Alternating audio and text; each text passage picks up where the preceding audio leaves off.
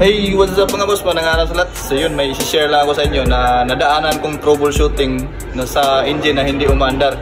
So, ang unit na yon is sa Subaru Sambar 4-cylinder. Ang nangyari kasi doon is papakita ko sa inyo, i-demo ko sa inyo kung ano nangyari. In case makatulong sa inyo sa pag-troubleshooting nyo na ng engine gamit itong multi-tester. Ayan, so papakita ko sa inyo mga boss. Ayan, so ito yung ating multi-tester. As a modern mechanic ngayon, dapat alam mo kung ano ang mga basic function nito, kung paano ito gamitin para magamit mo in troubleshooting. So dito muna tayo sa continuity. So tandaan nyo yung sign na yan. So sa word pa lang na continuity, so ibig sabihin yung continuation ng isang conductor na pwedeng daluyan ng kuryente. At ang example na dito is itong wire. So ibig sabihin, pwede mong gamitin ang multi-tester para matest mo kung walang putol ang isang wire. Dahil sa troubleshooting ng isang electronic na sasakyan, napaka-importante ng wirings or harness. Dahil ito ang nagsisilbing tulay para mag-function ang mga electronic parts, lalong-lalo na ang ECU. Dahil kalimitan, pupunta na tayo sa pagpalit ng mga parts, ang wiring lang pala ang may problema. So ito yung example ng pag-test ng continuity. Kung makikita nyo mga boss, nag-0-0 siya nung nilagay natin yung tester lead. So ibig sabihin, buo ang wirings na to. Pero sa case na na-trouble ko mga boss, so gagayahin natin yon. Dahil dito tayo minsan nahihirapan sa pag-troubleshoot ng sira, lalo na kung walang trouble code. So ibig sabihin, sa case na to, useless talaga ang scanner. So kung nakikita ninyo, binalatan ko yung wire dito, tapos pinutol ko yung iba mga strand. Dahil ang nangyari kasi isang strand na lang natira. So kung magtatanong kayo bakit hindi umandar, mayroon pa namang isang strand. Ganito kasi yun mga boss, kasi ang wire na yun is patungo sa cam sensor. Ito yung pakatatandaan natin, nagsisend siya ng signal by means of Hall effect. Para madali nating maintindihan, gaya ng isang pulser ng isang motor, ganyan siya magbigay ng signal sa ECU. So kung makikita nyo dito, kahit isang strand na lang ang natira, is may continuity pa rin siya. At dito na malilito ang isang mekaniko na nagto-troubleshooting. Dahil akala mo na hindi putol yung wire, ay wala nang problema, pero i-explain ko sa inyo mga boss, para hindi mapagastos ang customer at hindi rin mag-backjob ang trabaho mo. Dahil nakakahiya talaga na pinabili mo ng mahal na pyesa yung customer tapos hindi umandar yung unit. So dito natin yan huhulihin mga boss. Instead sa continuity mo ilagay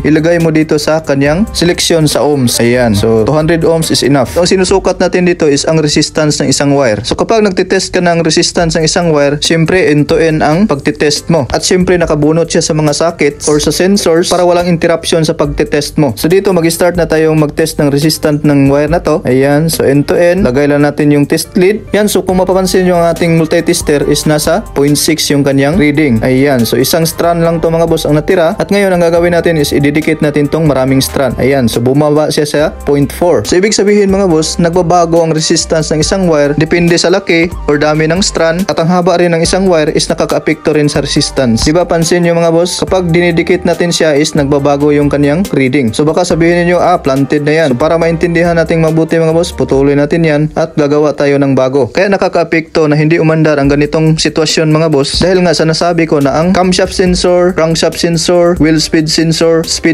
at iba pa na nagsisend ng signal by means of Hall effect. Yan kung makikita ninyo, sa hindi pa natin pinutol is 0.3 to 0.4 ang kanyang reading. So ngayon puputuloy natin ulit at magtitira tayo ng isang strand. So always nakakonect ang ating test lead para makita ninyo ang pag-change ng reading. Dahil kapag ang wiring harness ng sasakyan ang nagloko, walang trouble code na ibibigay ang ECU. Kaya mahirapan tayong i-determine yung problema, minsan magkakamali pa tayo sa pagpalit ng parts. Ayan, so isang strand na lang yung natira. Ayan, kung makikita nyo ang pag-change ng kanyang reading mga boss. Kaya ito yung problema kung bakit hindi umandar yung unit na ginawa ko. At yan, binalik natin yung selector doon sa continuity. Dahil kapag dito ka lang umasa sa continuity mga boss, maliligaw ka talaga. Kasi iisipin mo na hindi putol yung wire, kahit isang strand na lang ang natira. Kaya napaka-importante na mag-test tayo ng resistance sa isang wire. Dahil napakaliit lang ng problema na to, at ito yung magpapasakit sa iyong ulo. At tips ko rin, kapag may wire na mataas yung resistance, unatin mo ito. At kapag may part na isang strand na lang ang natira, is mapuputol ito agad. At isa rin yan sa paraan na malalaman mo kung malapit nang maputol ang wire. Dito tayo sa last part mga boss, napaka-importante rin ito. Ito yung tinatawag na loose contact. So nangyayari ito sa mga dugtungan ng mga sockets, dugtungan ng wire, na kung hindi mo mamalayan is mapapagastos talaga yung may-ari. Ayan, kung makikita niyo, sinisimulate natin yung pag-uga ng isang maluwag na connection. Ayan, so nagbabago-bago yung kanyang resistance. Kasi nga kapag umaandar yung engine is nagbabibrate. At kapag dumaan naman sa lubak na daan is gumagalaw talaga ang wirings. Kaya i-secure natin lahat yung mga connections, yung mga dugtungan ng mga socket, linisin natin yung mga pins, sprayhan natin ng contact cleaner. So that's it mga boss, sana may nakuha kayo at paki-subscribe sa ating YouTube channel at paki-follow sa ating Facebook page. Thanks for watching, God bless a lot, see you at the next video.